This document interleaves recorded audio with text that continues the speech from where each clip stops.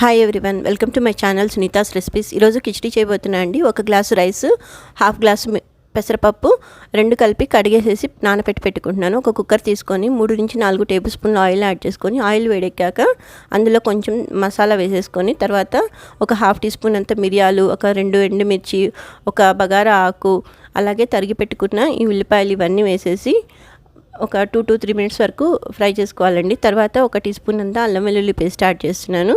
అలాగే 2 నుంచి 3 పచ్చిమిర్చి ఇవన్నీ వేసేసి ఇవి ఒక 1-2 మినిట్స్ అలానే కుక్ చేసుకోవాలి. తర్వాత తరిగి పెట్టుకున్న క్యారెట్, ఆలు ఇలా ముక్కలుగా కోసుకున్నాయి మీకు నచ్చిన షేప్లో కట్ చేసుకోవచ్చండి.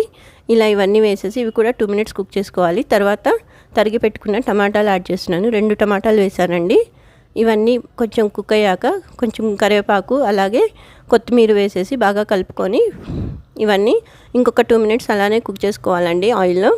ఇలా తర్వాత ఇందులోకి తగినంత వాటర్ యాడ్ చేసుకోవాలండి. 1:2 రేషియోలో రైస్ బియ్యం రెండు కలిపి ఎంత ఉంటాయో అంతకి 1:2 రేషియోలో వాటర్ కొంచెం మరిగాక ఈ నానబెట్టుకున్న బియ్యం మొత్తం ఇందులో వేసేసుకోవాలండి. బియ్యం పప్పు వేసి సాల్ట్ వేసేసి కుక్కర్ మూత పూసేసి ఒక 2 నుంచి 3 విజిల్స్ వరకు కుక్ చేసుకోవాలండి. ఆవిరి చల్లారాక మూత తీసి చూస్తే నోరూరించే రుచికరమైన కిచిడి రెడీ అండి. ఇది మామిడికాయ పచ్చడి కానీ టమాటో చట్నీతో కానీ చాలా బాగుంటుందండి. వీడియో నచ్చితే లైక్ చేయండి, షేర్ చేయండి, సబ్స్క్రైబ్ చేయండి. Thank you for watching.